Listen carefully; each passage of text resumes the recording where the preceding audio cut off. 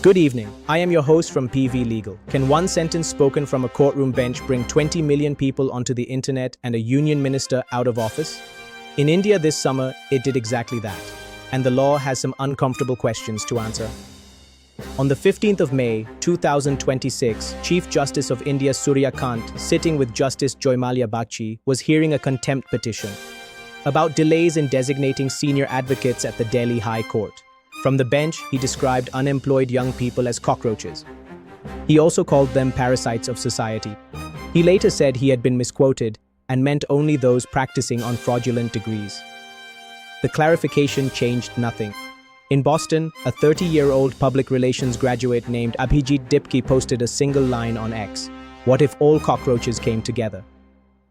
Within 24 hours, he had built the Cockroach Janta Party, a satirical online party with a manifesto and a membership form. 3 million Instagram followers in 78 hours. 22 million by the end of the month.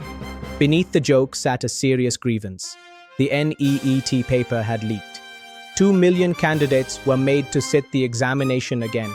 At least a dozen students died by suicide. 3 constitutional questions followed. First, Article 19. The freedom of speech and the right to assemble peaceably and without arms. Second, Section 69A of the Information Technology Act, invoked on the 21st of May to block the party's account on X. Third, Section 163 of the Bharatiya Nagarik Suraksha Sanhita and the mobile internet shutdown imposed in central Delhi on the 20th of July. The precedent favors the protester. In Ramlila Maidan, the Supreme Court held that peaceful assembly cannot be taken away by arbitrary executive action.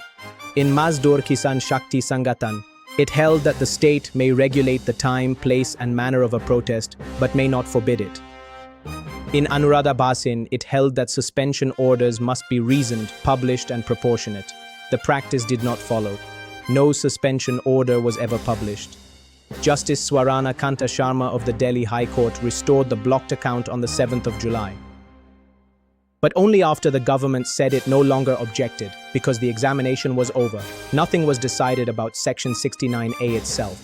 Here is the takeaway. India's law of protest is generous on paper and slow in operation. Relief arrived 6 weeks late, once the restriction had already lapsed. The minister resigned on the 25th of July because of 36 days at Jantar Mantar, not because of any court order.